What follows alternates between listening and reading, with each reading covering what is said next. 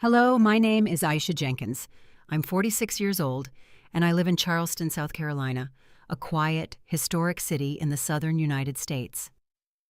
A while ago, my life changed radically.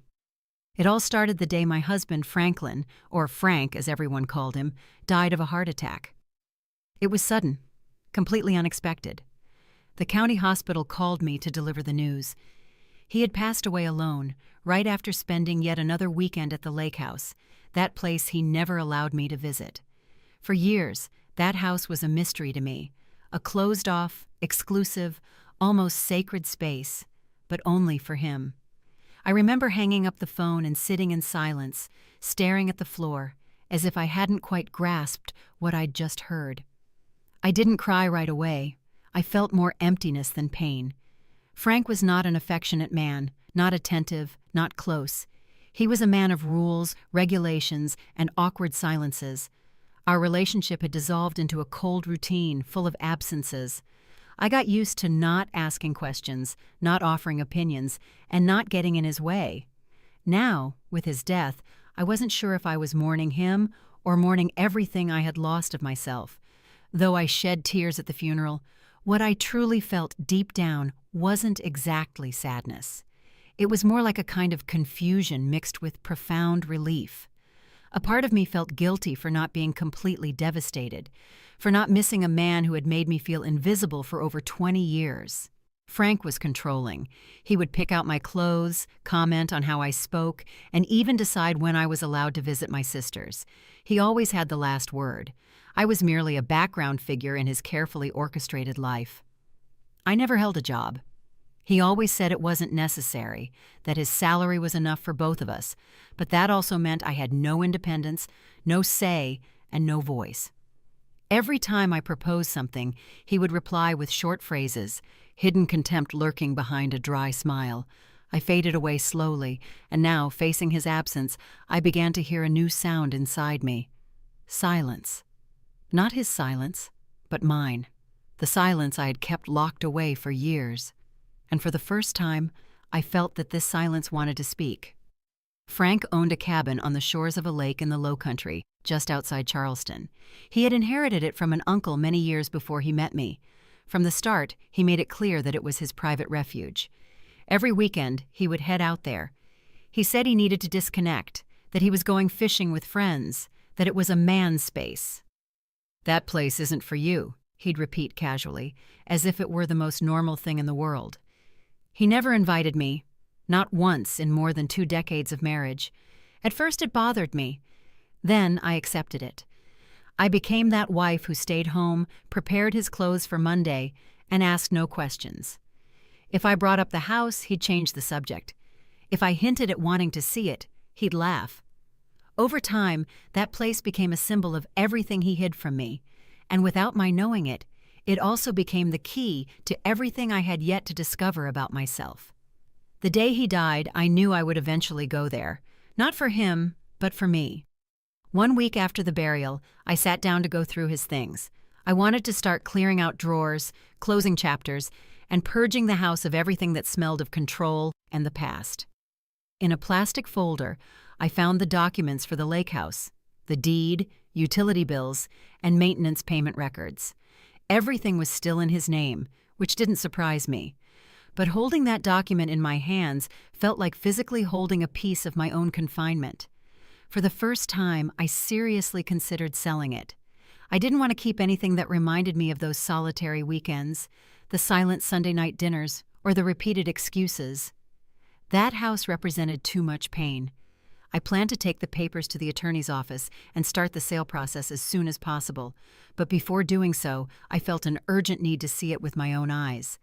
Not out of morbid curiosity, but because I needed to close that door myself. I didn't know what I would find there, but I knew I was ready to face it. I left early one Saturday morning, alone. I packed a backpack with water, a small snack, a notebook, and an old key I'd found at the bottom of his dresser drawer. I didn't know if it still worked, but I clung to it as if it were a belated invitation. The road to the house was narrow, surrounded by tall pine trees and thick silence. With every mile, my chest tightened. When I arrived, I stopped in front of the rusted iron gate and turned off the engine. My heart was pounding hard. There were no cars parked, but something felt strange. The mailbox had recent letters, the grass was freshly cut, and there were signs of frequent use on the driveway. I approached slowly, key in hand, and took a deep breath.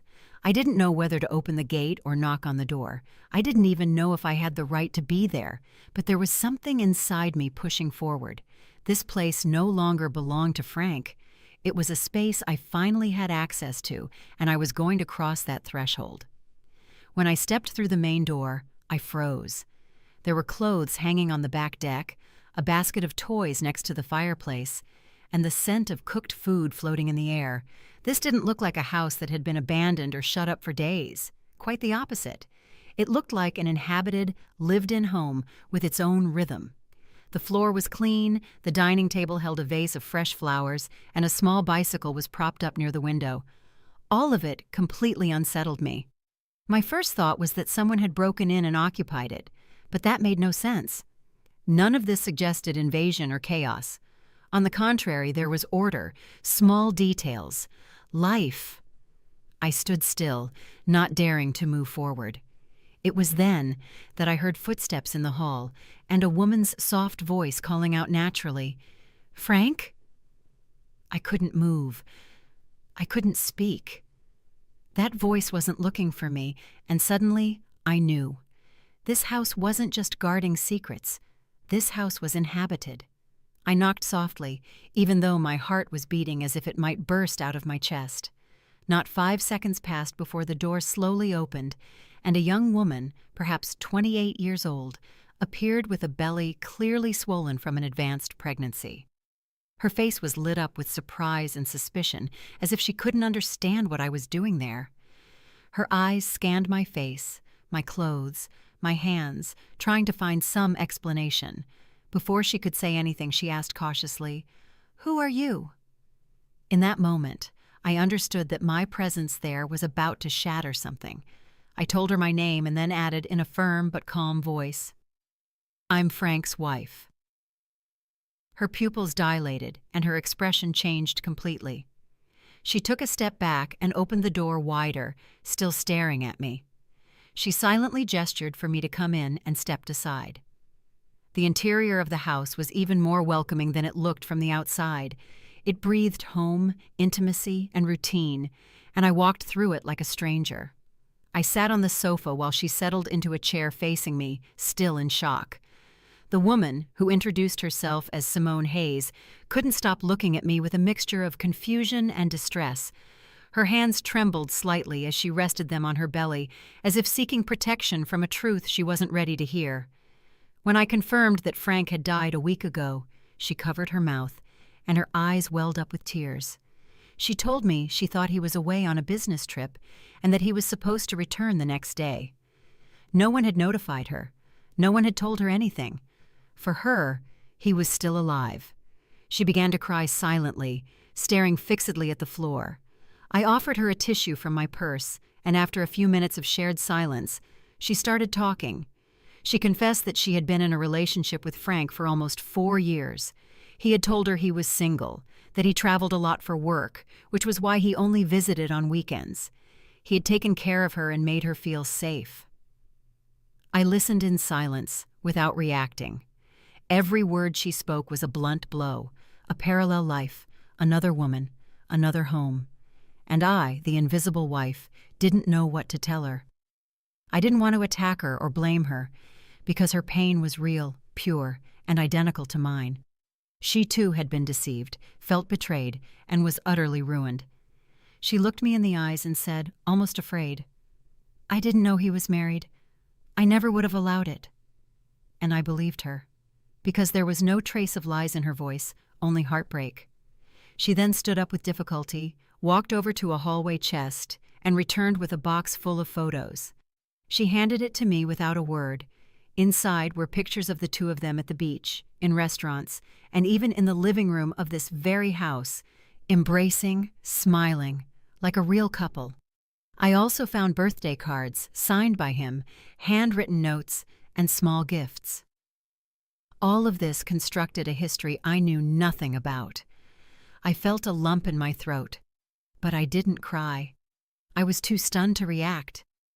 What I knew without a doubt was that this day would mark a before and after in my life, because nothing I thought I knew was true anymore. Simone told me she met Frank at a downtown coffee shop when she was working as a barista, and he came in one rainy afternoon for coffee. She said he was kind, that he couldn't stop looking at her, and that after several visits, he began flirting gently. According to her, he was charming, well-mannered, even tender. He spoke about his supposed job as a sales rep, his constant travel, and how difficult it was to maintain a relationship with his lifestyle. He never mentioned being married. He never mentioned having another life back in the city.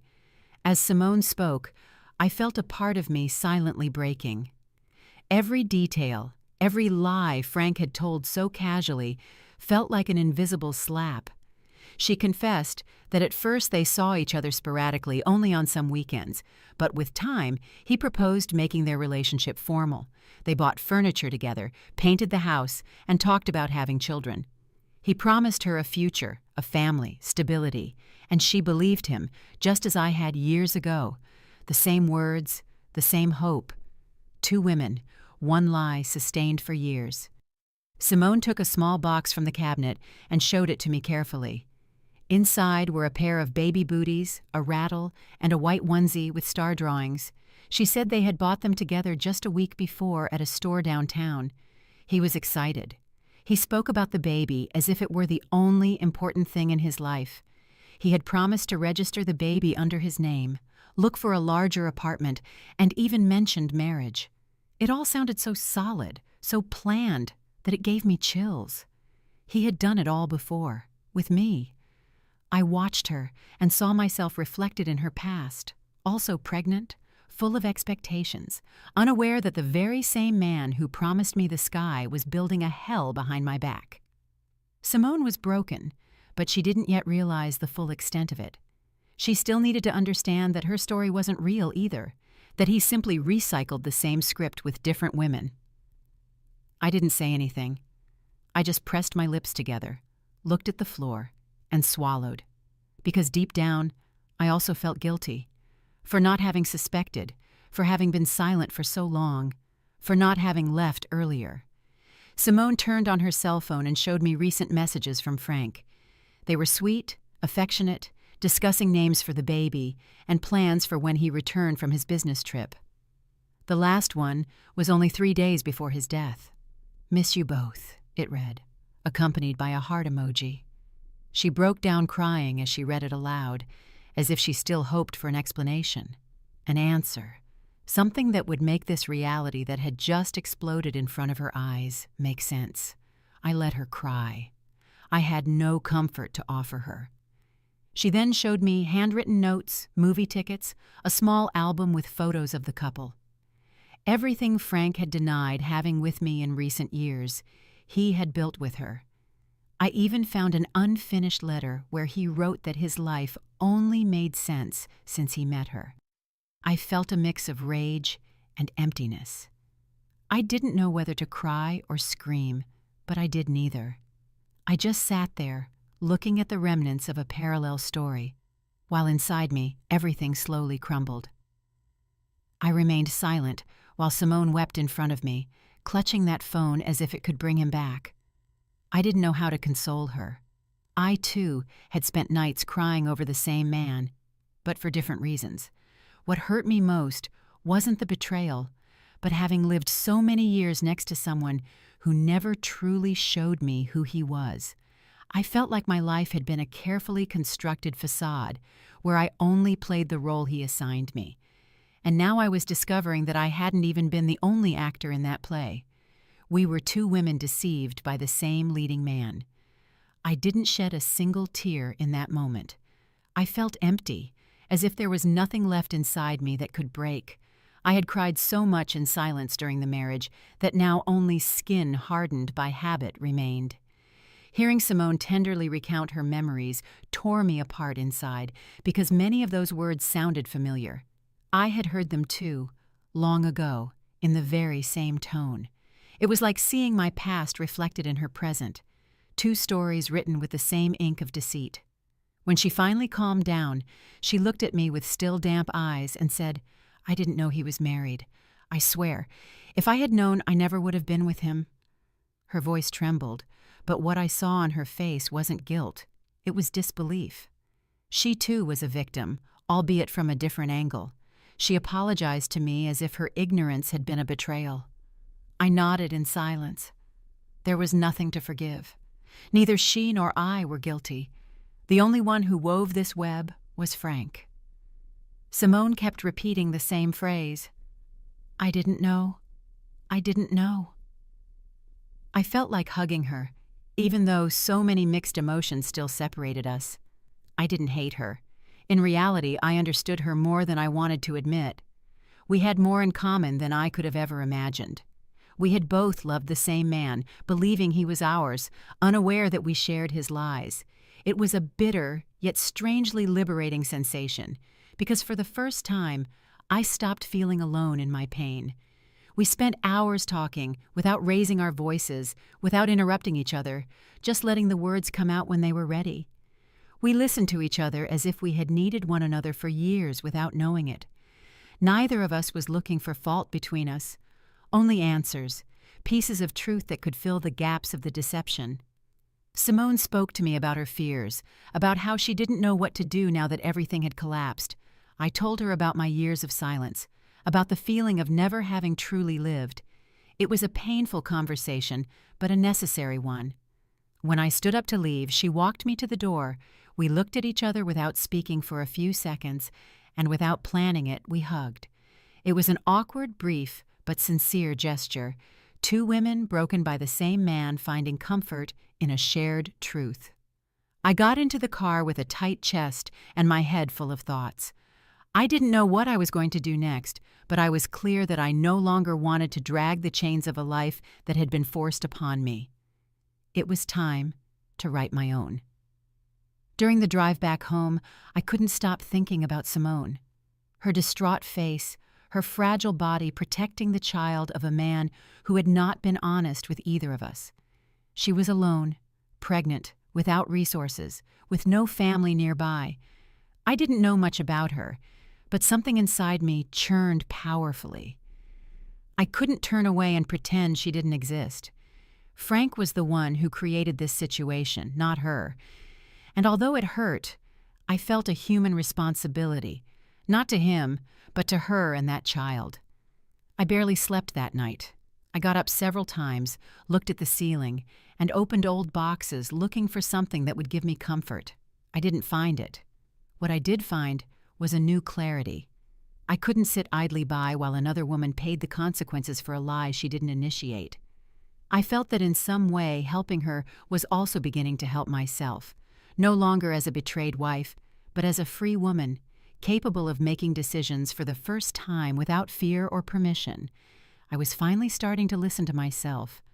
The following weekend, I packed some bags with baby clothes I still had from my niece, some basic groceries, and a couple of books I thought she might like. I didn't know if Simone would receive me or if she would understand what I was trying to do, but something pushed me to return. I wanted her to know she wasn't alone, that not all the bonds in her life had to be marked by abandonment. Arriving at the lake house, I got out of the car slowly and knocked on the door, not knowing what to expect. It took her a few seconds to open. When she saw me, her eyes widened in surprise, as if she couldn't believe I was actually there. I smiled calmly and showed her the bags. I didn't say anything, neither did she. We looked at each other in silence until she stepped aside to let me in. She received me with a mix of confusion and gratitude.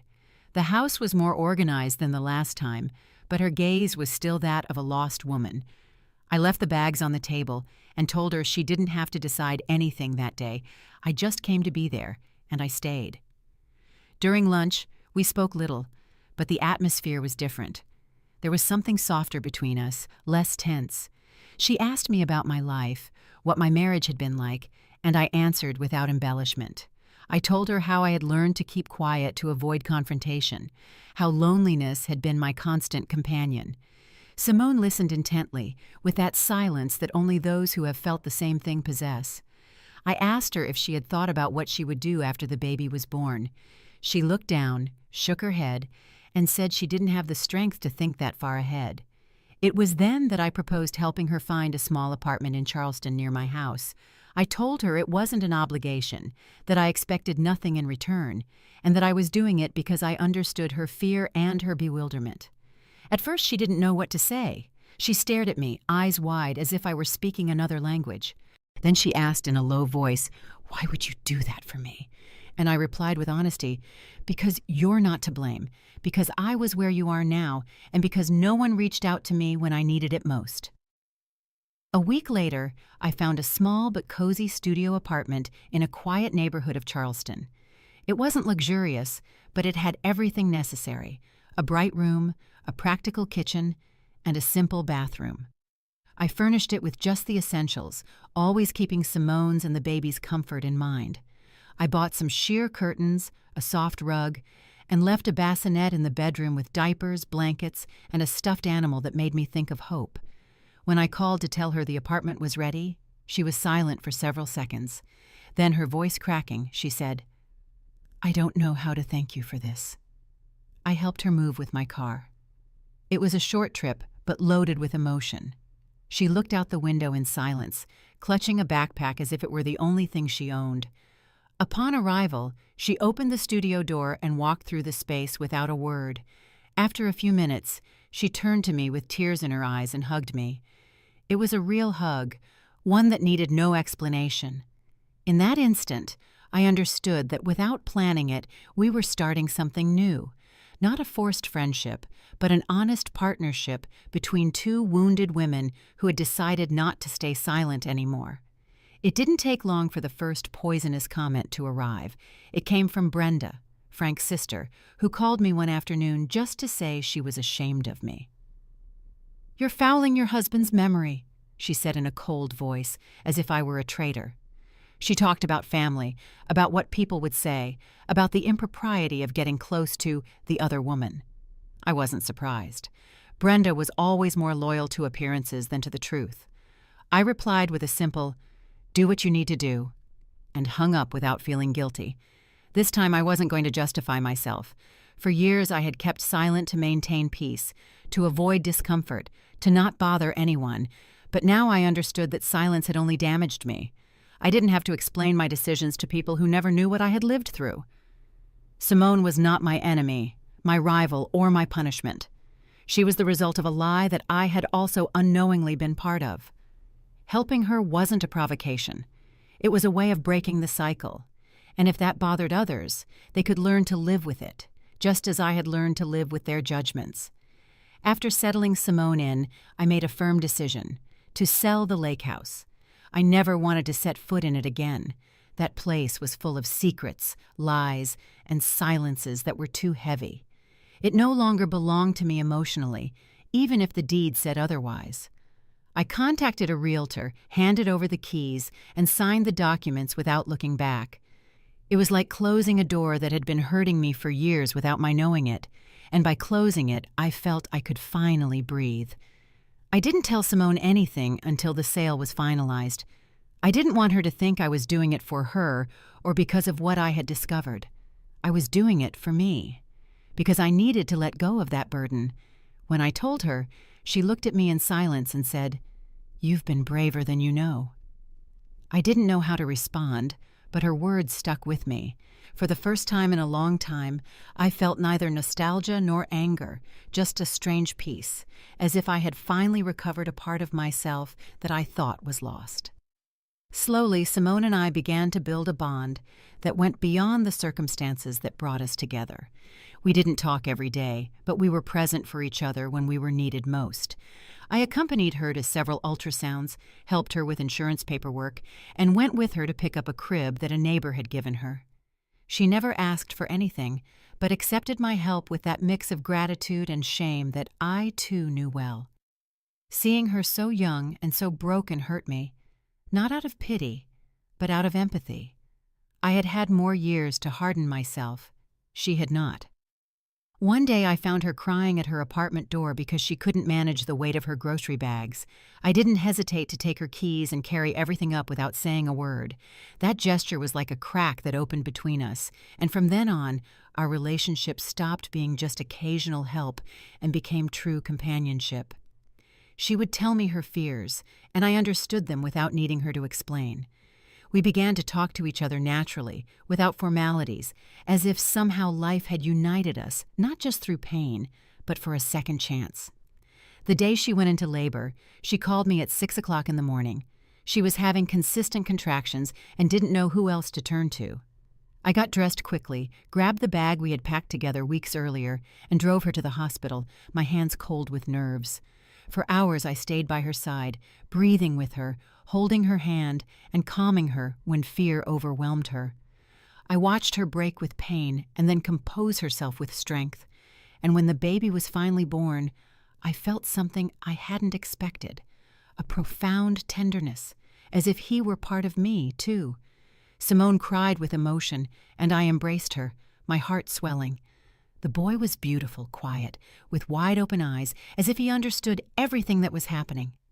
She asked me to hold him, and as I did, something inside me released. He wasn't my grandson or my son, but this baby signified something new, something clean. He represented the end of a lie and the beginning of a different story. In that moment, I felt that Frank no longer held any power over me. His greatest legacy wasn't the damage. It was the life I helped bring into the world. A few weeks later, I started therapy. I didn't do it because I thought I was ill, but because I wanted to understand why I had allowed so much for so many years. Each session was like opening a sealed box inside myself. I uncovered wounds I had normalized, surrenders I disguised as maturity, and silences I had mistaken for peace. It wasn't easy to face it all, but I felt I had to if I truly wanted to rebuild myself. For the first time, I didn't want to go back to being the same person. I wanted to be me, without masks, without fear, without guilt. I began writing in a notebook things I had never dared to say out loud. I recalled moments I had erased, looks that had hurt me, and words that still weighed on me. I cried some nights, but not out of sadness, but out of release. Healing hurt, but it hurt differently. It was a clean pain, without guilt. The past no longer held me with the same force. I was learning to let go of it, not to forget it, but to not let it define me anymore. One day, my therapist recommended a women's support group that met every Thursday afternoon at the downtown community center. I hesitated to go. I felt out of place, as if it wasn't for me. But curiosity won out, and I ended up walking into a room filled with women of all ages, all with something broken inside. We shared stories, silences, tears, and most importantly, understanding. There, no one judged, no one interrupted, and no one competed to have the worst wound. For the first time in a long time, I felt like I belonged. I started speaking slowly, in short sentences, measuring every word. At first, I was afraid no one would understand what I had lived through, but I soon discovered that many of them had gone through similar or worse situations. I wasn't crazy, or overreacting, or weak. I was just a woman who had survived as best she could in an environment that didn't allow her to flourish. Those afternoons became my sanctuary. I left feeling lighter, stronger, and clearer, and little by little I began to rebuild myself from a new foundation: the truth. One afternoon, after one of those meetings, I sat on a bench to drink a coffee I had bought to go. I was tired but calm, enjoying the silence. That's when Thomas Miller, a man with a measured voice and a serene gaze, who was also leaving the center, approached me. He asked if he could sit down, and we chatted for a while about the weather, books, and how hard it was to start over. He told me he had been a widower for 3 years, that he was also in therapy, and that he still struggled to sleep at night. There was no intent to flirt, just presence. For weeks, we ran into each other on that same bench. Sometimes we talked. Other times, we just shared the silence. He didn't ask for my number, make any promises, or try to force his way into my life. It was his calm demeanor that made me lower my guard. I wasn't looking for anyone, but I wasn't closing the door either. Next to him, I didn't feel like I had to explain or justify myself. He listened respectfully, without trying to fix me, without judging my past. And for me, that was already good love, the kind that doesn't weigh you down. With Tom, I learned that love doesn't have to hurt to be real, that a gentle touch can heal more than 1,000 empty words, and that everyday respect is worth more than grand promises. He didn't try to save me, replace what I'd lost, or occupy a space that didn't belong to him. He simply stayed with patience, with tenderness, with that way of being that demands nothing. He supported me through my doubts and encouraged me to trust without pressure, and gradually I began to open my world to him, not out of need, but out of choice. There were no fireworks or grand gestures, but there were looks that said everything, shared coffees and silent walks in the park. It was a love that didn't come to fill holes, but to walk alongside me. For the first time, I wasn't afraid of losing myself in someone else. I kept going to therapy, I kept building myself, but now I did it accompanied. Tom reminded me that the past doesn't define what I deserve, and that after the chaos, there can also be calm, a calm that doesn't numb, but embraces. And that was new to me. When Tom proposed marriage, he didn't do it on one knee or with prepared speeches. It was a regular afternoon while we were raking leaves in the yard. He looked at me tenderly and said, "We could make this something more permanent if you want." I didn't answer instantly. I just smiled, because deep down, I already knew. We organized a simple ceremony in a small backyard garden, surrounded by only a few people, but all of them important. There was no loud music or expensive dresses, just truth, white flowers, and a silent promise to care for each other without causing harm. Simone and her son were there, seated in the front row as part of my news story. When I saw her with the child in her arms, I felt the circle close. This baby, born from a lie, was now growing up surrounded by affection, respect, and genuine presence. Tom took Simone's hand at the end of the ceremony and thanked her for being there. I watched him in silence, moved, knowing that not all men were like Frank. That wedding wasn't a fairy tale ending. It was a conscious beginning, without ghosts, without masks. Love didn't heal my wounds, but it helped me not to bleed alone, and that was more than enough for me. In time, we had 2 more children, a girl with a strong personality and a sweet, observant boy.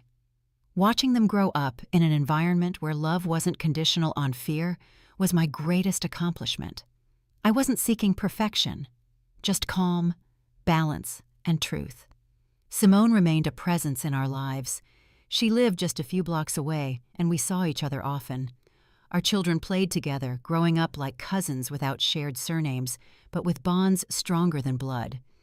I no longer lived with that constant anxiety of needing to please or the need to justify every decision. I had learned to choose without fear. Sometimes, when I saw them running through the living room or laughing loudly in the yard, I thought about everything it had cost me to get there. It wasn't an easy road, or a quick one, or a painless one, but it was mine. Every step I took, even the clumsy ones, moved me further away from a life imposed on me and closer to a life I had chosen. I was no longer the woman who kept silent to avoid making trouble. Now I was a mother, a partner, a friend, the owner of my own story, and even though I had scars, I was no longer ashamed of them. They were the map of everything I had survived. Sometimes, on quiet nights, I think about Frank, not with anger or nostalgia, but with a cold distance that no longer hurts. He was part of my life, yes, but he doesn't define it. He lied to me, he lied to us, and he left a trail of pain that took years to disappear. But he also inadvertently pushed me toward a freedom I never would have imagined. Forgiving him didn't mean justifying what he did, but letting go of what I no longer wanted to carry. It was my way of breaking free from that shadow and walking toward my own light. Now I know what it is to live without fear, without a disguise, without the need to fit into someone else's mold. My house smells of fresh-baked bread, open books, and sincere laughter. I don't need grand things to feel whole, just peace. I've stopped looking for approval in the eyes of others because I learned to recognize myself in the mirror. This is me, Aisha, the woman who was invisible for years and now shines without permission. And if I've learned anything throughout this journey, it's that living is worth it, even if it hurts at first, even if it costs you, even if you have to start over from zero. Did you like my story? And which city are you listening from? Let's meet in the comments. If you liked the story, you can support me by sending a super thanks so I can keep bringing more stories like this. Thank you so much for your sweet support. I'm looking forward to your comments on the story. On the screen, you can see 2 new life stories that I highly recommend. There's so much more on my channel. Don't forget to subscribe. See you in the next life story with love and respect.